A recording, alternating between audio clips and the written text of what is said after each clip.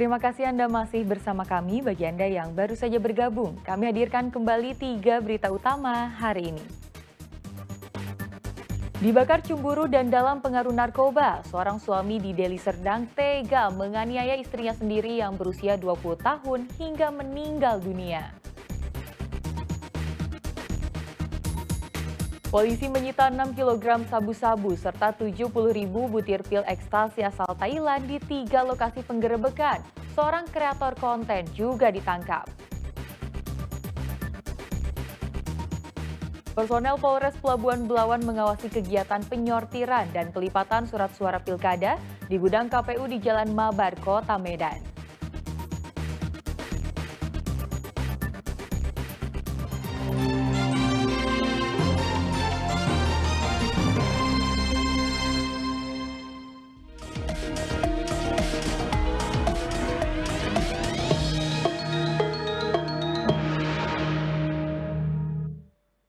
Aparat Polres Pelabuhan Belawan meninjau kegiatan penyortiran dan pelipatan kertas suara pilkada di gudang KPU di Jalan Mabar, Kota Medan. Gudang tempat pelipatan kertas suara ini dijaga ketat oleh 15 personel polisi secara bergantian.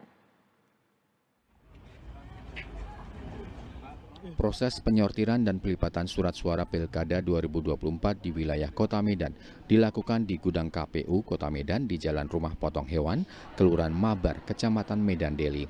Kapolres Pelabuhan Belawan meninjau langsung hari pertama penyortiran surat suara pada Selasa sore. Ini dilakukan sebagai upaya untuk memastikan persiapan distribusi surat suara agar pelaksanaan pilkada dapat berlangsung lancar dan tanpa hambatan. Polres Pelabuhan Belawan memastikan keamanan kegiatan sortir dan pelipatan surat suara dengan menempatkan 15 personil kepolisian untuk menjaga keamanan dan ketertiban. Kapolres mengingatkan seluruh personil yang terlibat untuk berkoordinasi erat dengan unsur pengamanan dari TNI agar tercipta sinergitas dan situasi yang aman dan kondusif selama proses pra-pilkada hingga pasca pilkada nanti. Ini dilaksanakan penyortiran dan pelipatan surat suara khususnya di wilayah hukum Polrestabes Medan dengan Belawan. Kami bersama-sama dengan Ketua KPU, kemudian Bawaslu Kota Medan, kemudian dari Kodim dan dari Kota Medan melakukan penyortiran sekaligus pengamanan pelipatan, di mana jumlah orang yang dilibatkan dalam pelipatan itu 400 orang. Di wilayah hukum Polres Pelabuhan Belawan terdapat 1.094 TPS, mencakup sekitar 500.000 jumlah daftar pemilih tetap, termasuk sebagian wilayah Deli Serdang, yaitu Kecamatan Hamparan Perak dan Kecamatan Labuan Deli. Muhammad Hamdani melaporkan dari Medan. Komisi Pemilihan Umum atau KPU Kota Binjai menerima logistik pilkada sebanyak 113 kotak berupa surat suara untuk Pilkada Gubernur Sumatera Utara dan Pilkada Wali Kota Binjai.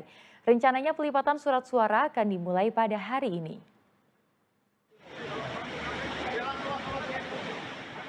Komisi Pemilihan Umum KPU Kota Binjai menerima logistik pilkada berupa 113 kotak yang berisi surat suara Pilkada Gubernur Sumatera Utara dan Pilkada Wali Kota Binjai.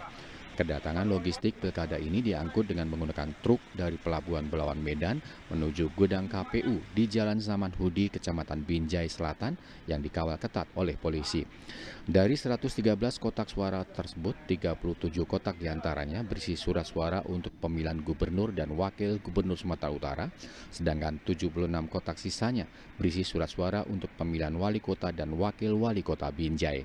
Penyortiran dan pelipatan surat suara pilkada rencananya akan dilakukan mulai hari ini.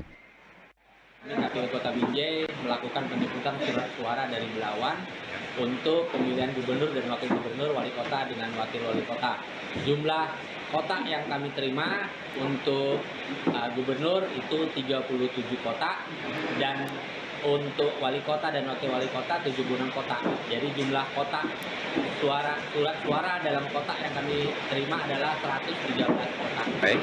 Ketua Bawaslu Kota Binjai menyatakan pihaknya akan terus melakukan pengawasan terhadap surat suara tersebut, mulai dari kedatangan hingga distribusi ke tingkat TPS. KPU melaksanakan pilkada itu harus ada pengawasan melekat dari Bawaslu.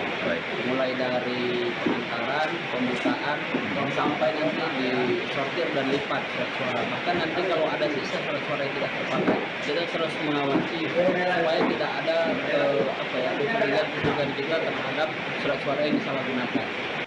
KPU Kota Binjai berharap pelaksanaan Pilkada 27 November nanti dapat berjalan dengan aman dan tertib. Muhammad Hamdani melaporkan dari Binjai.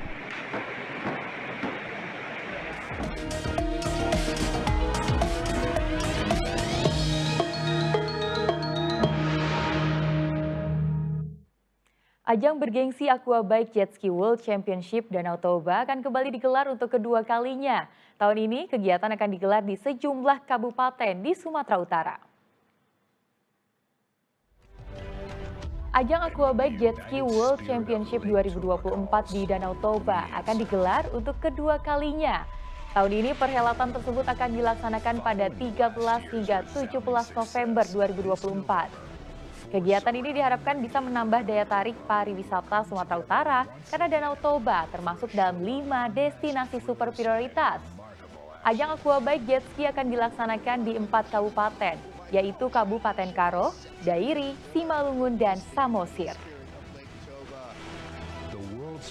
Aquabike merupakan kejuaraan jet ski internasional bergengsi kelas dunia yang diikuti sebanyak 88 pembalap dari 28 negara. Dan pada tahun ini Indonesia siap menjadi tuan rumah untuk penyelenggaraan Aquabike kedua kalinya di Danau Toba yang merupakan salah satu dari 5 destinasi super prioritas. Danau Toba memiliki kekayaan alam, budaya, dan sejarah yang luar biasa.